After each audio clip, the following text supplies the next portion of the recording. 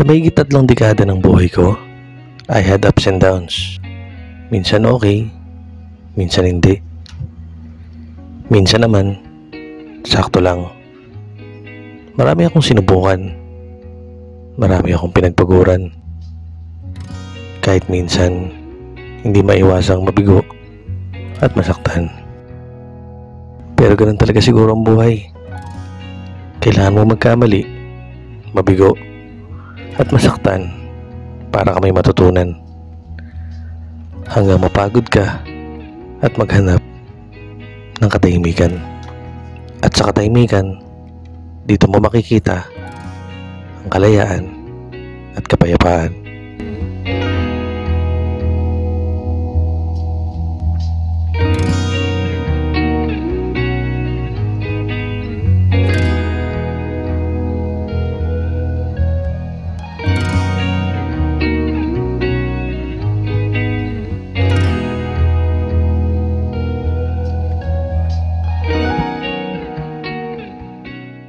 Sa araw na to, pupunta tayo sa isang lugar sa Norsagaray. Hindi pa ako nakakapamasyal dito. At may nakapagsabi sa akin na may tahimik at magandang lugar dito na pwede kang mag-camp. Parang hirap naman na itong lugar na ito. I love Bigte. Ano itong gusto mong mag-Bigte? Gano'n? Gusto mong mag-Bigte? I love Bigte. Pero hindi biro ang daan dito. Hindi ko marirecommend sa mga beginner riders. Hindi ko rin marirecommend sa mga kotse. Kaya nagmotor din kami para sigurado. Pero kahit si Bitoy, medyo kabado. This way, Triple P campsite. Ayan, may mga signage naman. Kaya di ka maliligaw. Hi! Malayo pa ba kami?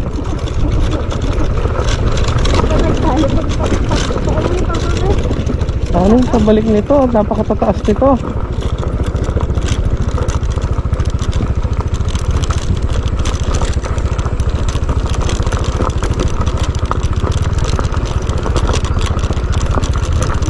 Ang babayad ng bayad. Magkano, ma'am? 50 po isa. Bali po 40 kayo. Malayo pa ba kami, ma'am? Saan ho kayo? Triple P. Yan po kaliwa pag lusong yun na po. 100 meters na lang. Yung paglusong diretso ha. Tapos kaliwa. Kaliwa po. Malapit pa po kayo. Triple P na yung unahan. 35 40. Thank you, madam.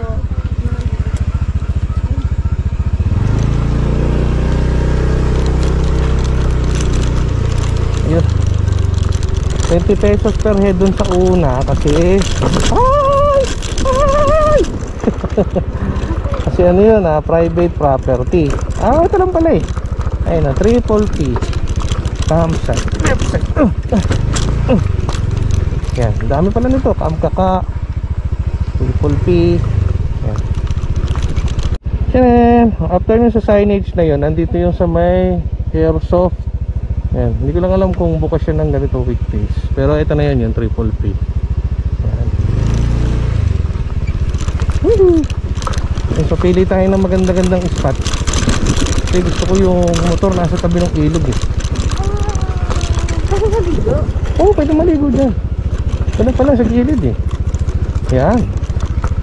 Papasok pa lang kami sa campsite. Ay ang gana ng loob ko. Mabuti at nataon din na weekdays kami nakapunta. Wala masyadong turista. May oras para mag-relax, magluto, at magmuni-muni. Bayad muna tayo.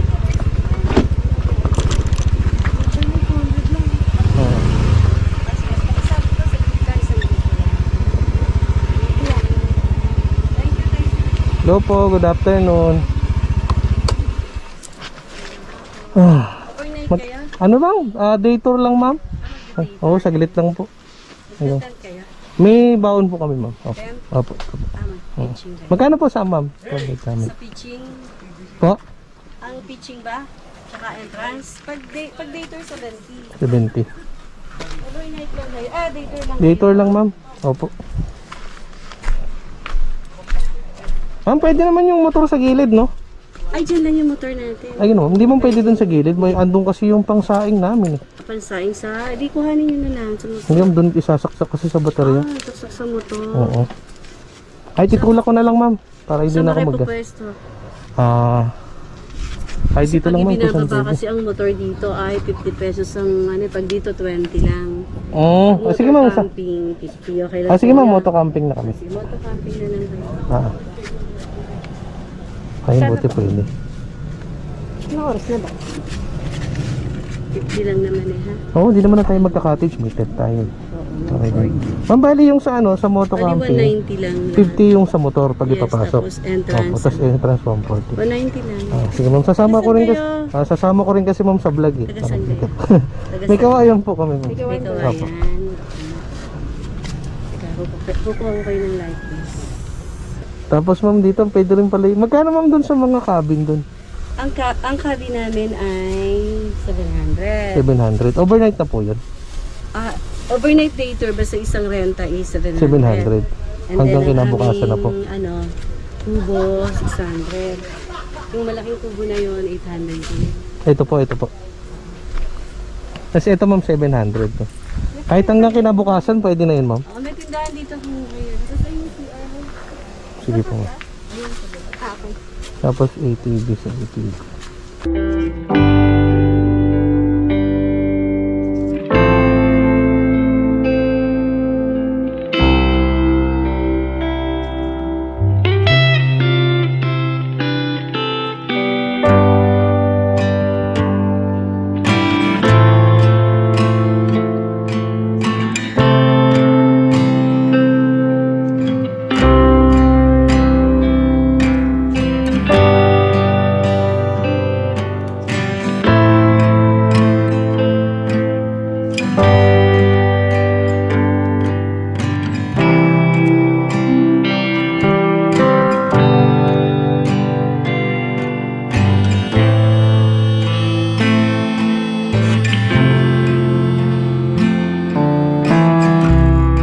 Para siyang ano? Lake. Mapanod. Ano, small version.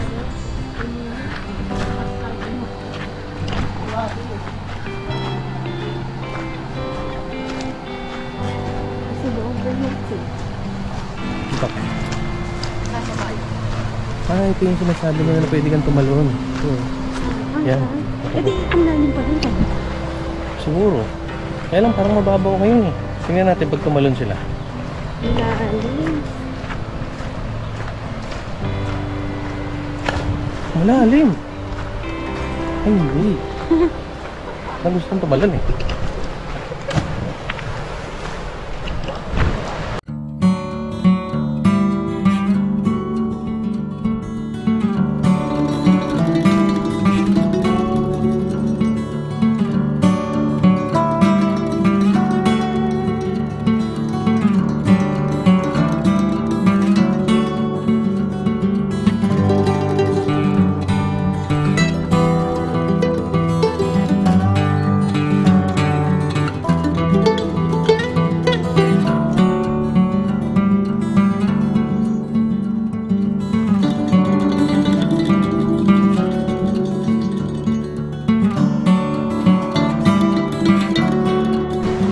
Ay, may baby ka. Sama ka na sabi pa, uwi. Kanina, ayaw mo sa atin. Yung video ko ito. Pag may pagkain. Mukhang nakakamoy mo yung pagkain namin. Sige mamaya.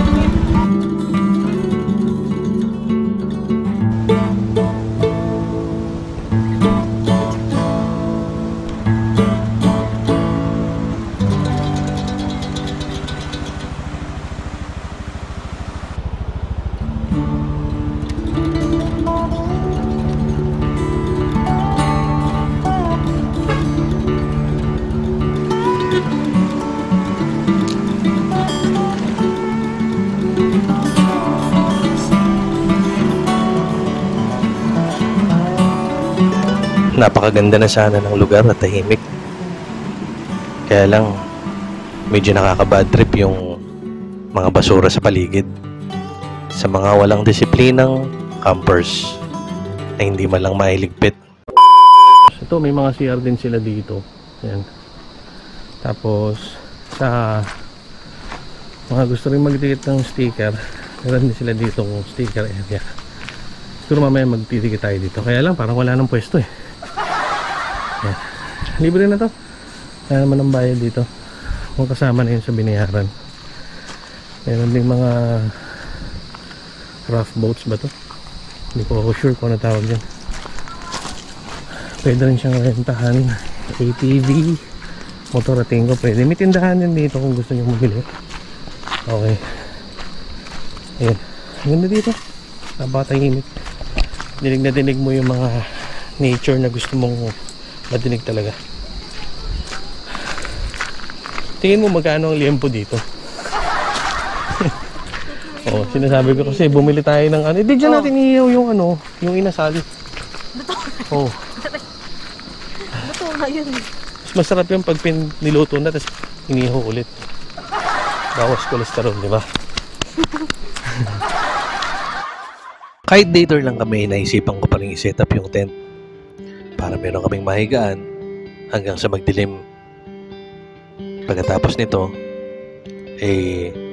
hindi namin inakala na meron palang problema. Yung aming tent,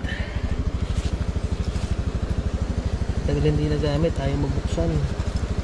Itong isa nabuksan namin. Nabuksan namin to. Problema ito. Hindi namin nabuksan. A few moments later. Wala, ito, no choice na kami. Kailangan naming sirain na lang hanggang magamit, maging shelter. Wala eh. Wala kaming upuan dito. Tama na pa ba?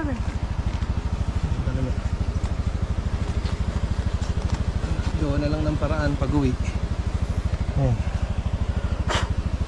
Okay na yan.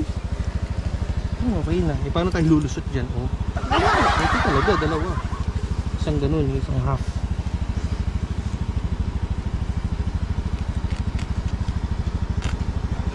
Oh no. Oh no!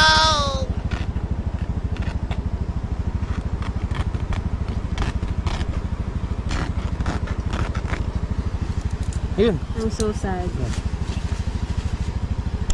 Masakit man sa aming damdamin, kailangan na namin gawin para magamit namin. Okay. So yun. Gawa na lang natin ang paraan pag-uwi. Okay. At least kaya ko masira yung gamit.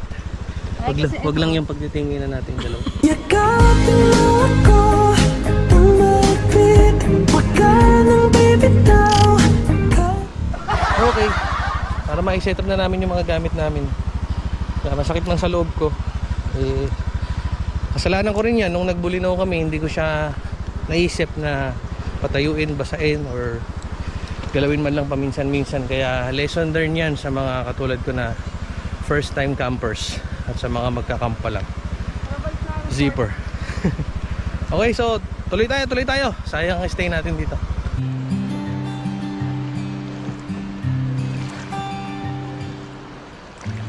Marami na rin ako napupunta ang ibang magaganda at malalayong lugar. Pero minsan, hindi ko naiisip na pwede mong mahanap ang katahimikan kahit nasa malapit lang. Sino mag-aakala na sa halagang 70 pesos ay maaari mo nang ma-enjoy yung lugar na to at mahanap yung kapayapaan at katahimikan na hinahanap mo.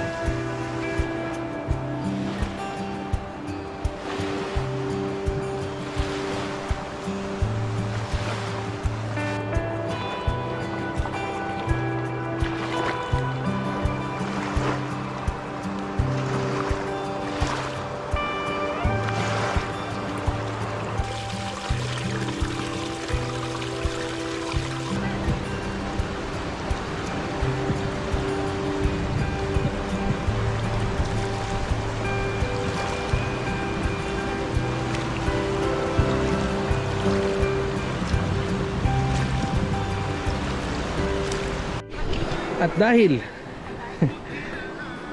mukhang may problema yung rice cooker namin, buti na lang mayroong benta dito na butane. Mura lang naman.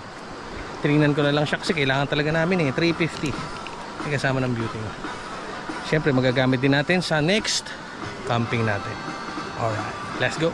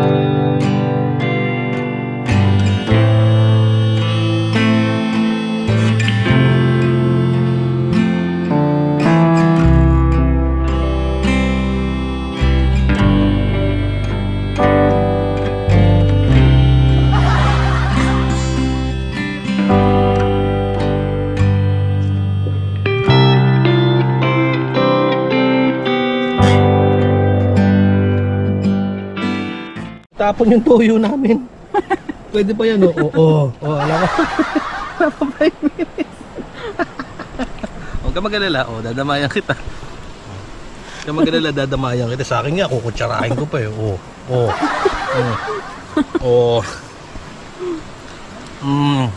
manyaman. Sa napaka-busy at nakaka-pressure nating mundo, totoo nga yung sinasabi ng ibang tao. Hindi mahal na hanapin yung katahimikan ng isip mo. Minsan yung mga lugar na hinahanap natin, nandyan lang sa tabi-tabi. Madalas hindi natin napapansin. Kasi nandyan lang. Nagpupunta pa tayo sa ibang lugar.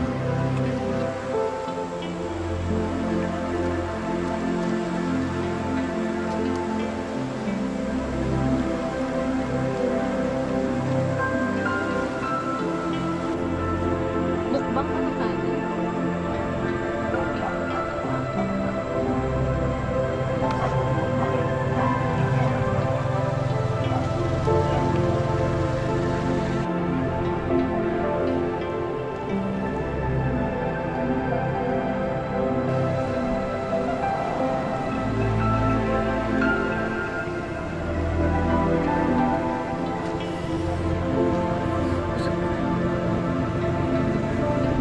Busog sa pagmamahal.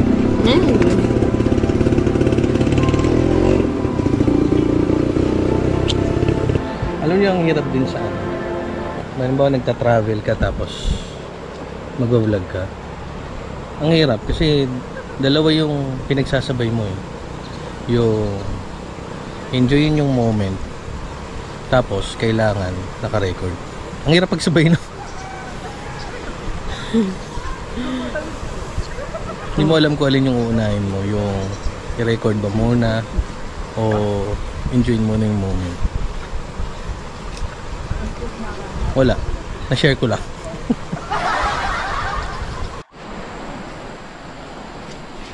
Busog ka na, busog na. Ayan. So para sa mga campers din na katulad namin, kapag meron kayong nakita na aso or manok o pusa na pag-alagala na malapit sa inyo, kanina pa kasi umaaligid sa amin yan eh.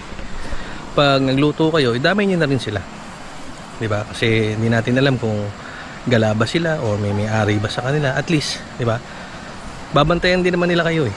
Ayan, katulad yan, kanina pa yan, diba? Konti lang naman, at least, diba, nakatulong tayo sa kanila. Busog na? Busog na? Hindi ko inakala na dito sa ganitong lifestyle mahahanap ko yung kapayapaan ng isip ko. Ganito pala ang pagkakamp. Lahat simple, lahat payapa, mabagal ang oras, napakasarap ng simoy ng hangin, walang ingay, walang pressure, wala kang ibang maririnig kundi kalikasan, kung saan madalas naman nating napapabayaan. Pero sa bandang huli, ito yung nagbibigay sa akin, sa atin, Wala. ng katahimikan at kapayapaan. Gubat nga. O, kaya ito masasabi ko, yung mga pupunta dito sa Triple P campsite at magpapaabot kayo ng ganitong oras, medyo scary. Hindi lang pala medyo, scary talaga. Ay! Anak ng tipas. Okay lang baka, wag lang wakwak yung sasalubong sa atin. Ay! Buti na lang, syempre bagong install yung ating headlight at sagot yan syempre ng ating napakalupit na sponsor, Care of Bin Project. O, di ba? Naisingit ko pa yun. Shout out sa Bin Project.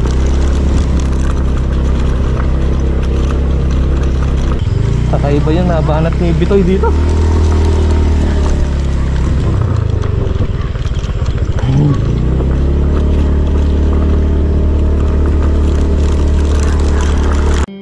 Hindi ko na maalala kung kailan ako huling tumahimik ng ganito katagal.